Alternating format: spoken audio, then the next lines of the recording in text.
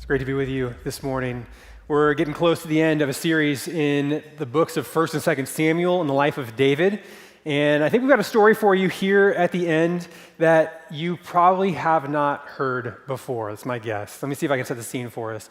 Israel and the Philistines are at war with each other, and the men of Israel are nervous. The Philistines have more experience in warfare. They have better armor, better weapons. They have more troops. But the thing that really makes Israel afraid of the Philistines is who the Philistines have, because they have a giant. A literal giant stands feet above the rest of the men. No one wants to fight this giant, except there's one man who's about to do battle against the giant, and his name is David. Have you heard it? Yeah? Oh, wait. Okay, here's the thing. You haven't heard it because you don't know what story this is. This isn't David versus Goliath. This is the other David versus a giant story. Do you know the other one? This is Ishbi-Bosheth or something like that. I forgot the name. That's how obscure it is. We're going to have to read it together. This is a totally different giant story. Here's where we are, okay? We've gotten to the end of David's life, and we're in the epilogue now of 2 Samuel. And what the epilogue is it's a collection of stories. And these stories are not chronological. They're handpicked at different times in David's life, and they're put at the end. And the reason they're there is to help us reflect on David's life and on his legacy. They're to help us take away the right things from the story of David. And here at the end, we get another giant story. And in a lot of ways, it's actually kind of like the anti-David versus Goliath story. It has a totally different lesson, right? If David versus Goliath is about David's strength, about what makes him unique, his faith in God, and about David saving Israel by killing the giant on his own, our story today is actually a story about David's weakness. It's not about David saving Israel, it's about David being saved because he can't defeat the giant on his own. And this upside down story at the end, it has a really important message for us to take away as followers of Jesus today. And so I'm excited to get into it with you. The point this morning from our story in 2 Samuel is that God works through communities, not lone heroes. This is the message of the author at the end.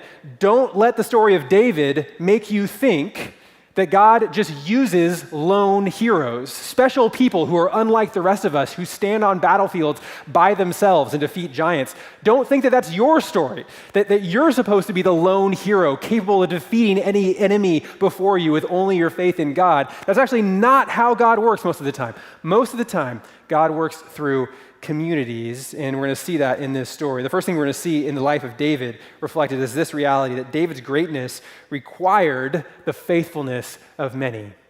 David didn't become who he became, the greatest king in Israel's history. He didn't become the one who united a nation just on his own. He actually became that surrounded by people who he needed to rely on. This is a story that shows us that. It starts here in 2 Samuel chapter 21, verse 15. The Philistines again waged war against Israel. David went down with his soldiers and they fought the Philistines, but David became exhausted. Let's just think about that word exhausted together for a moment, because I think we overuse it in our world today. Like in our world today, exhausted means like, I could really go for takeout tonight, you know? Like, long day at work, I don't want to make dinner, I'm exhausted. Literally what exhausted means is completely depleted, no energy left. When was the last time that you were literally exhausted? It hasn't happened to me very much in my life, you know, but a couple times. I did track and field in high school, in college, and I was a thrower, so I didn't have to run very much. But I remember in high school, there was one event they made us throwers run. It was called the Fat Man's Relay. And that wasn't like what the mean kids called it. That was what the adults named it. The coach came to me and said, "You're in the Fat Man's Relay." And I fit the part. I didn't look like this then. It wasn't like anyone was like, "Why is that guy in the Fat Man's Relay?" Like, they knew. And so I remember one of these races, I think the two throwers teams had kind of made a bet or something. And this 4x4 relay, so 4 people doing a full lap around the track, as fast as they can. I'm the last one on the team, and it's down to the wire, and we have to win. And so I actually gave it everything I had. I tried to sprint as fast as I possibly could for a full 400 meters. I don't know if you've ever done that. It's really hard. It's way harder than you might think, than I thought, certainly. And I got to the end of that race, and I was exhausted, literally. Like, my body failed me. I was just lying on my back on the infield grass, just sucking wind for like 3 minutes, can't stand up, can't do anything, exhausted. Okay, so when it says that David was exhausted, like, that's the level of tired we're talking about. He's been fighting all day. He's probably wearing 50 pounds of armor. His electrolytes are gone. He's probably dehydrated. Like, he's done. Okay? And in this vulnerable state, when he can't defend himself, that is when a giant from the Philistines shows up. Here's our giant, not Goliath, but Ishbi-Benob. Then Ishbi-Benob, one of the descendants of the giant, whose bronze spear weighed about 8 pounds, and who wore new armor, intended to kill David. This giant, this trained killer, sees David in this vulnerable spot and says, "This is my moment. I'm going to kill him." And as we read this story, I think it's important for us to just take a step back and remember what we're reading here, okay? This is God's word to us, but it's more than just that. It's an ancient history. This is the history of Israel recorded by the people of Israel. This is the official account of the greatest king in Israel's history. And when you read ancient histories, what you find is that the way people recorded history was in a way that shed the best light on their nation and their history and their leaders. When you read ancient histories, you see the way that kings were really venerated. I mean, they're deified even. And so when you're reading an ancient history and you see a story like this, what you expect is for it to go something like this. You know, David was exhausted because he had been killing people all day long, and the giant showed up, and the giant stood over him with his spear, and then David called to the Lord and asked for help, and God renewed his strength, and he stood up and he took out his sword and he cut off the head of the giant. And how amazing is David? Like, that's the kind of story you expect to read in an ancient history. And that's just not at all what this story is. David is weak, he's defenseless, the giant is about to kill him, and David has to get saved by like an extra in the story, like a nobody. But Abishai, son of Zeruiah, came to his aid, struck the Philistine, and killed him. David couldn't do it on his own. He was going to get killed if not for Abishai, who steps up and protects David. This is not David versus Goliath. Like, if David versus Goliath is about David's strength, his faith, his power, his ability to defeat his enemies with the help of God, this is a story about his weakness. This is a story about him not being enough on his own. And that point, it gets driven home in the next verse, okay? Because apparently, everyone realized how close of a call this was. Like, everybody who saw this realizes that David almost just got killed. And so that night, in the after-action report, his men have kind of an awkward conversation with him. This is the next verse. Then David's men swore to him, "You must never again go out with us to battle. You must not extinguish the lamp of Israel." What are they saying here? I mean, in one way, this is kind of honoring David, right? This is saying, look, you're the lamp of Israel. You're a national treasure. Like, your death would be a national tragedy. We can't just risk your life in battle. So in one way, they're honoring David. But there's a subtext too, okay? Like, think about who David is. He is the famous giant killer. He is a warrior that everyone knows about. And they're telling David, look, man, you're no spring chicken anymore, you know? Like, if we're honest, you're kind of a liability out here. You shouldn't be doing this any longer. I mean, this is kind of an embarrassing story to have at the end of David's biography of this great king. Like, why is it here? I mean, think about, like, if you're reading the biography of an incredible titan of business, you know, a Warren Buffett or a Steve Jobs or whatever, and you read all the accounts and the incredible things they've done, and then the end, the epilogue is like the story of that person's kids having to take their car keys away at the end of their life because they can't drive anymore. And like, that's how we're supposed to remember. Like, that's what this story is. I mean, this is David having his car keys taken away. Why?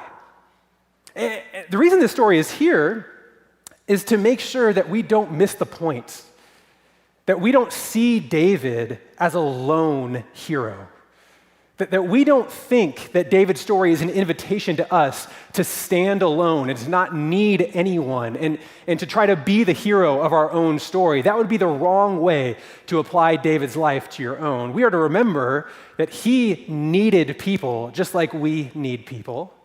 And furthermore, we're to remember that God didn't just use David, that God used a bunch of other people. And that's actually where this story goes next. There's even more giants. So David killed Goliath, but now Abishai kills the second giant, and there's three more. These are the next three verses. After this, there was another battle with the Philistines at Gob.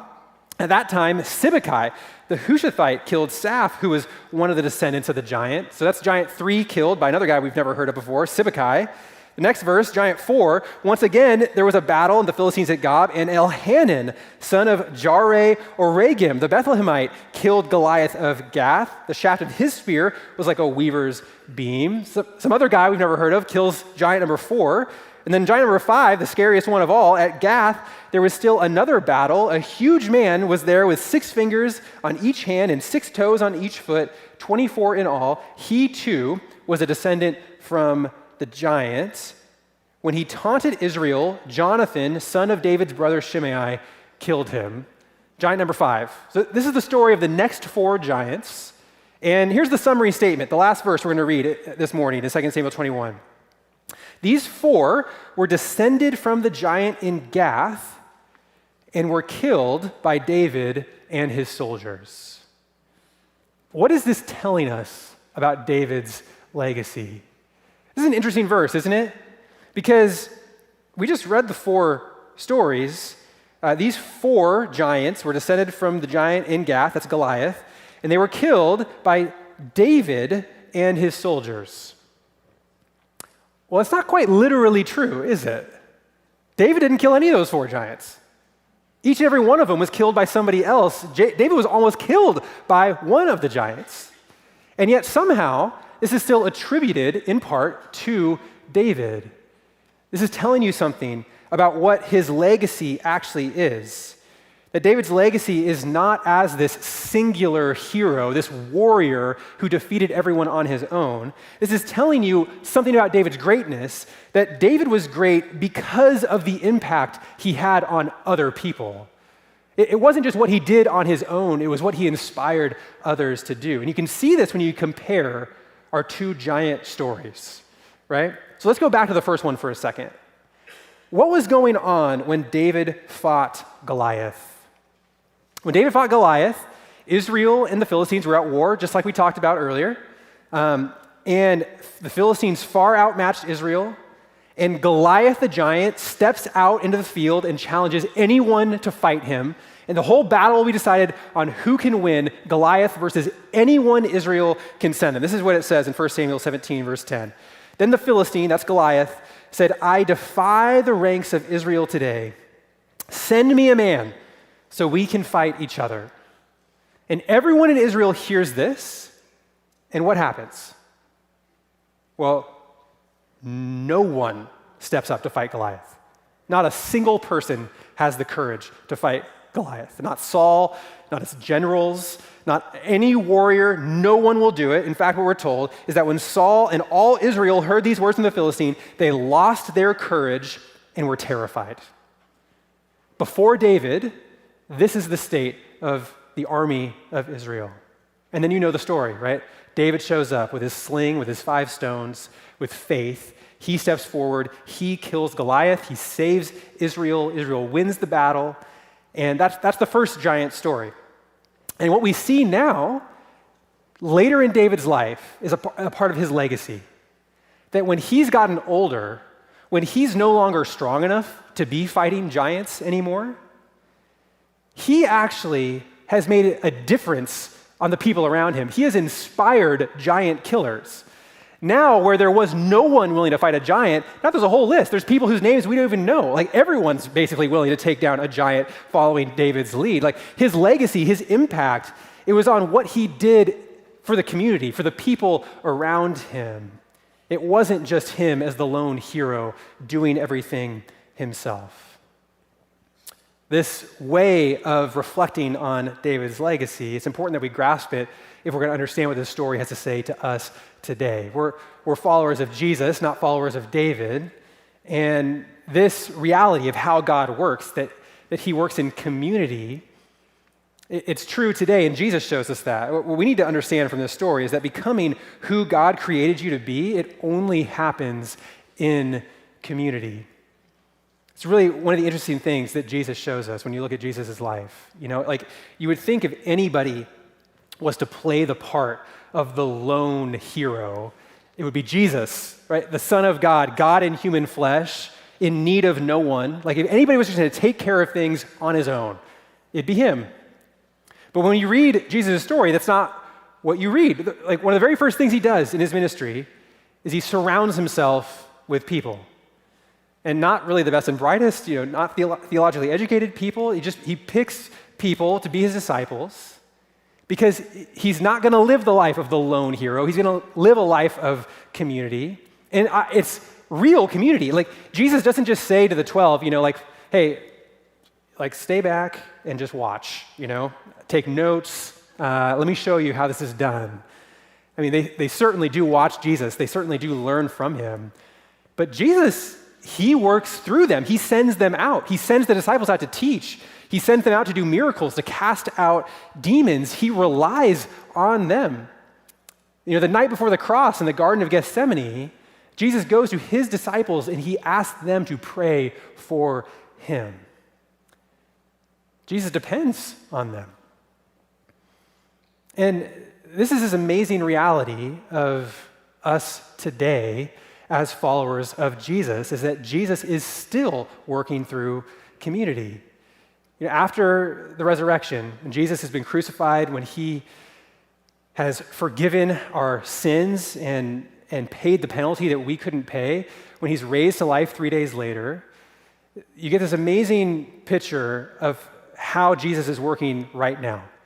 He says, all authority on heaven and earth has been given to me. Now, all the power is mine. But he goes on to say, but I'm not going to wield it on my own. Jesus' plan, his mission in the world, is not that Jesus just shows up individually to every person and invites them to follow him. No, Jesus says, all power and authority has been given to me. You go, therefore, and make disciples of all nations, baptizing them and teaching them to obey all that I have commanded you.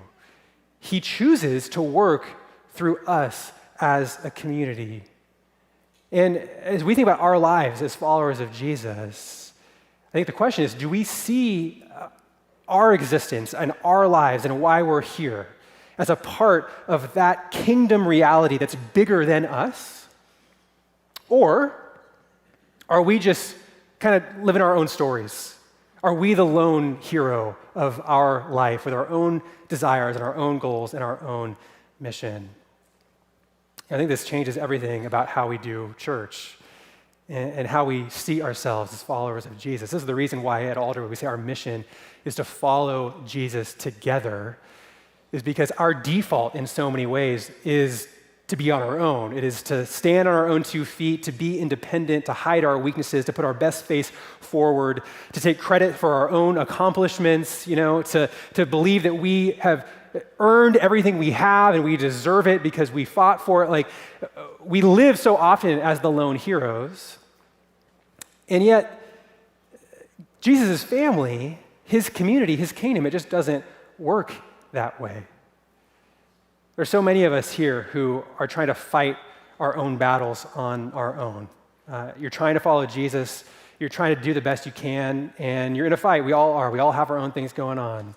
And right now, you're just carrying it on your own. You're fighting that addiction on your own. You're not telling anybody about it. The problems in your marriage, the problems with your kids, your finances.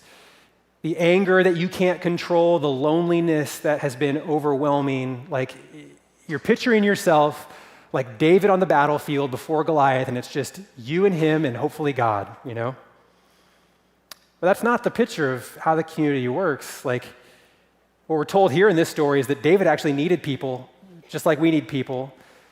We see Jesus even lean on the people around him. If Jesus needed people, I think we probably need people. And the invitation to be the family of God is to say, okay, it's okay to have a weakness. That doesn't make you a failure. That actually makes you a human. And the beauty of the work of God, his power, is actually perfected in our weaknesses if we'll come together and love each other in it. I think it also thinks about our purpose. You know, when we're all the lone heroes of our story, it really affects what the church is and what the church can be, you know? I think there's a kind of way of thinking about church that just like, you know, going to the gym is like a way of kind of caring for yourself and making yourself a better person physically, that church is kind of like the gym of the soul, you know, that you want to be the best version of yourself, you know? You want to be a good person, you want to follow Jesus, and so where do you go? You don't go to the gym, you go to the church. And you listen to the messages, and they inspire you, they help you become a better person, they help you worship God, you know, you sing together, and you get an experience of the people of God, and you leave hopefully encouraged and inspired to go and be the best version of yourself, just like you leave the gym feeling pretty good that you got your workout in or whatever. And it's not that the church can't do that, you know, it can't. Like, listening to the word of God taught and understanding who Jesus is, it will make you a better person. There's no question. It'll make you a better spouse and a better parent and all of that. But that's not what the church actually is. That's not Jesus' vision for who we are as his family. We don't come to the church so the church can help us succeed in our missions. We're not the lone hero. Actually, we come to church together to accomplish the mission of Jesus. And our call is to lay down our lives, to actually give away ourselves so that we can make the family stronger, that we can make the mission of Jesus successful together. We do it not by pursuing our own mission, but by actually making our mission subservient to the mission of Jesus as a community. And that just changes everything about what the church can be. I mean, I just think about Alderwood and what Alderwood could be if we lived that way together. You know, Jesus, he says to his disciples, right before he goes to the cross, he says that the way of the world is going to believe that he is who he says he is. The reason why the world is going to believe that the Father sent Jesus is in the way that we love one another, in the unity that we have as a family. And there's a reason for that. It is because a community of people who are genuinely living for one another, living as servants, living to give away, not to take, it is so otherworldly, it is so supernatural, it just doesn't happen that if a community can actually live that way, what Jesus imagines is that when the world sees this, they're going to go, there's something real here. Like, Jesus actually changed these people's lives, and God is going to do the work that only he does through his Spirit and draw people to himself through the way that the community lays down their life for one another. What if we lived that way here at Alderwood? I mean, we all have our own stories, right? We all have our goals, our desires, our problems, the things we're trying to become. You know, they're not bad. You know, you're trying to provide for your family. You're trying to be the best parents you can and raise your kids and trying to be a great friend and you know, advance your career, and like all this stuff is good.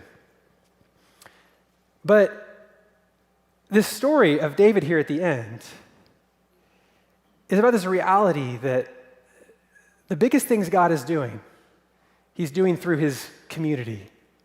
And I just think of Linwood and South Snohomish County and what's around us, and these apartment complexes that are going up left and right, and our neighbors who are in need, and people who are moving into this area from all over the world, and people who do not yet know their Creator, who have not responded to the gospel, who have not had their sins forgiven, who don't have a hope in a future because they don't know Jesus yet. And I just think of how God has put this community right here, and Jesus, who could do everything on his own, I said, no, I'm going to do it through my people. I'm going to do it through this community, through this family. Man, what if we got to see God transform this area around us, these lives, these communities, these neighborhoods, these families? We're seeing it every day. I know that Jesus has done this in your lives as well. Don't you want to see more? What if this was a church where, just every aspect of what we did, it was clear that we were giving our lives away, not taking. Like, what if I didn't have to ask you to park off-site? What if I had to ask you, would someone come please park in this parking lot? Because, we filled up JR, and we filled up the business lot, and, everything else is full. Someone has to actually come and park close, what if I was here to say, look, I'm so sorry. There is actually a waiting list to serve in kids ministry. I know you're trying. I know you want to, but we have to take our turns. We can't all do it at once, What if it was like, man, you guys, our church has given so much money, we don't know what to do with it. We're actually trying to find other churches to bless because we have more than we need, And it's kind of funny to think about, but if it's just in these small ways, if there were too many life groups, if there were too many homes being opened, if every time someone came into this church and they were new, they had to say no to invites to lunch because somebody else has already asked them to go to lunch after church. What if this was a community where we just couldn't wait to give our lives away? What do you think God might do with that? I would love to see it. And what it means is that we don't get to be the lone hero. We don't get to just come and ask for God's help to accomplish our mission. We get to come and see ourselves as a part of a much bigger thing. And that's the invitation of Jesus, of the kingdom here on earth, of God's will being done on earth as it is in heaven. And I can't wait to chase after it with you. Would you pray with me? Jesus, thank you for your faithfulness and your goodness, and for the way that you just choose, that you delight in inviting us into the story of what you're doing. And we know that you don't need us, and we know that we're not even that helpful a lot of the time, that we mess things up more often than we help, but we are so grateful that you don't give up on us, and that we get to find our purpose in your story. And so, Lord, give us a passion for that. Help us to see where you're leading us. Help us to meet the needs around us in your name and in everything that we do, and everywhere we love each other and everywhere we serve. Would it not be for our glory, but for yours? Would your name be lifted high? And would many, many people find salvation in the name of Jesus around us, in our families, in our communities, in our neighborhoods? That's what we want more than anything else, God. Use us however you will. We ask that in Jesus' name. Amen.